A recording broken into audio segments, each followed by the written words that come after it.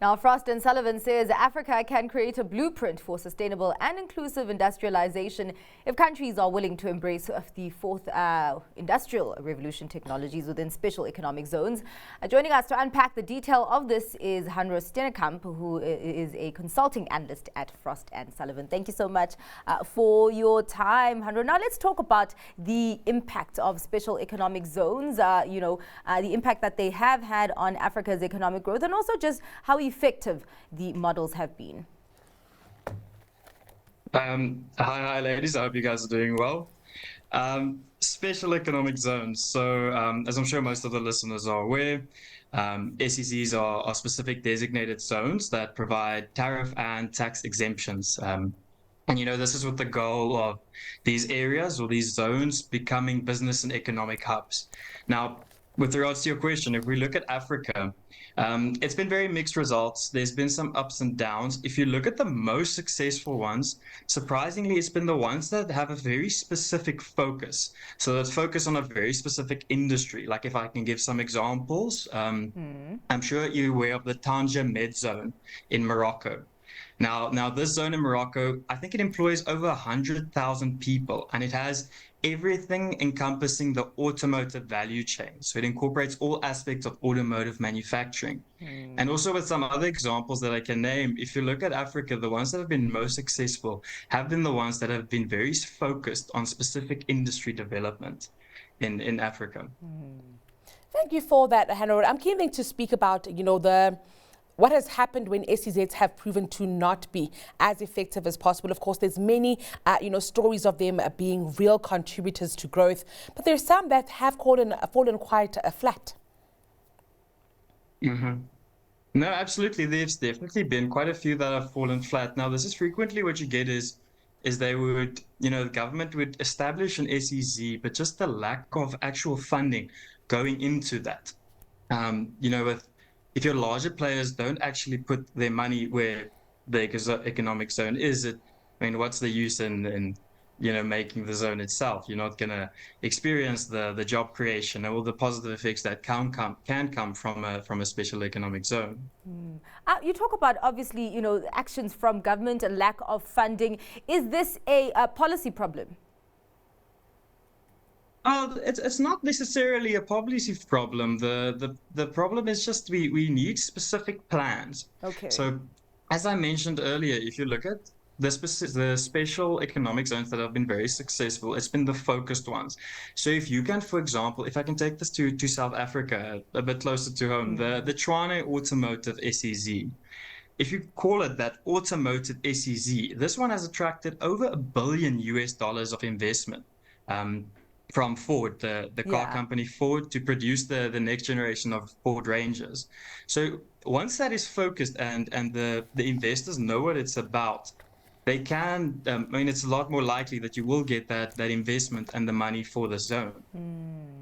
So, Hannro, let's speak about, the fourth industrial revolution here, and the technologies there, and how they could maybe boost SEZs and maybe even possibly attract that funding that we so badly need. We are seeing a huge AI boom across the world, with, of course, investors having an appetite for it.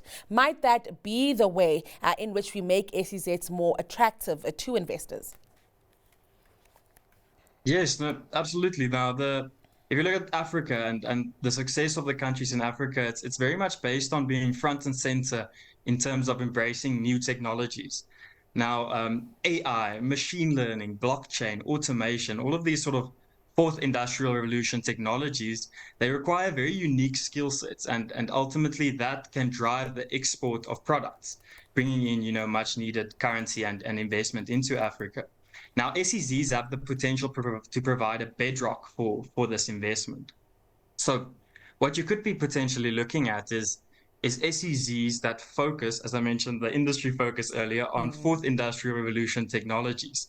So getting all the talent, getting all the development, the training, as well as the manufacturing in these areas.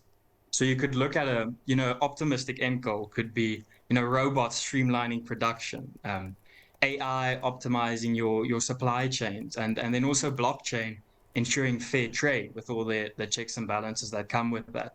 So these SEZs can then become like innovation sandboxes and attract, top tech talent from all over the continent and the world, creating, jobs we haven't even thought of yet. Now, of course, we have to embrace this technology. Is, the AI adoption that we are currently seeing right now in Africa going at a good enough pace for special economic zones to thrive sooner rather than later or not?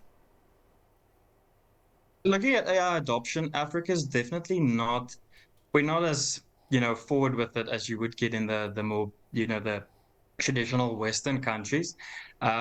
We need more AI adoption, but this is definitely on the increase. I mean, if I'm just scrolling through my social media, there's too much about AI and artificial intelligence, and it's definitely something that people are talking about. And I definitely believe that it is the adoption of these AI is definitely on the increase. Now, with that, we also need government intervention. So I think what we need policies that promote AI as an engine of industry and not as a job killer, if you know what I mean. With that said, Hannro, as we speak about the adoption of AI, I'm wondering if as we try to use it for growth as a constant, might we even get to a point where we develop our own? Or is it clear also at this point that, Africa will be an importer and a consumer of AI, an adopter of AI technologies, and that might then take a while for us to see it really fully integrated into industries and into SEZs? Yeah, no, you make a very good point. It's definitely, if we look at the AI landscape right now, it's all coming from abroad. It's coming from outside of Africa. It's your companies that can put a lot of money into the semiconductors involved and that can put money in NVIDIA. You're looking at Google, Facebook, OpenAI. I know X, or formerly Twitter, is have their own AI thing. The machine learning, everything, its majority is coming from the West at the moment. But it's definitely, if we can just attract top talent into to staying in Africa and not leaving for better pastures abroad, and can develop those skills here, we can definitely have a program in which we develop our own AI models and our own technologies and processes. And obviously, if it's done from an African perspective, out of our view, it'll definitely, if you look at the amount of opportunities as well as, let's say, issues that we have, it just creates more opportunities. And it's definitely something that if we can embrace AI and the development of all of our technologies, it'll be very beneficial for us as a continent. All right. Well, thank you so much for your time and just outlining those opportunities that could exist if we integrated AI into our special economic zones in Africa. That was consulting analyst at Frost and Sullivan, Hannro Steenekamp. Your final market update is up next.